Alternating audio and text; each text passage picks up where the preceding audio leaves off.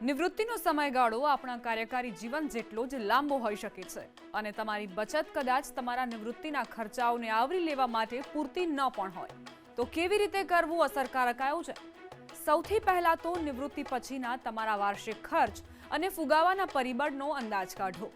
પછી તે સંખ્યાને તમને લાગે કે તમે નિવૃત્તિમાં કેટલા વર્ષ જીવશો તે વર્ષોની સંખ્યા વડે ગુણાકાર કરો અને તમારું રિટાયરમેન્ટ કોર્પસ કેલ્ક્યુલેટ કરો.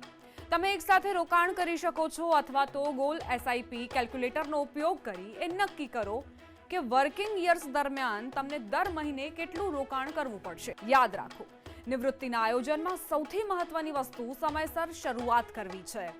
સૌથી અગત્યનું, હંમેશા તમારા નાણાકીય સલાહકારની સલાહ લો અને તમારા રોકાણ માટે યોગ્ય પગલાં ભરો. મ્યુચ્યુઅલ ફંડમાંના રોકાણો બજારના જોખમોને આધીન છે. યોજના સંબંધિત બધા દસ્તાવેજોને ધ્યાનથી વાંચો. મ્યુચ્યુઅલ ફંડ્સ બરાબર છે રજૂઆત કરે છે રોકાણનું યોગ્ય પગલું. ન્યૂઝ 18 નેટવર્ક આના સહયોગથી.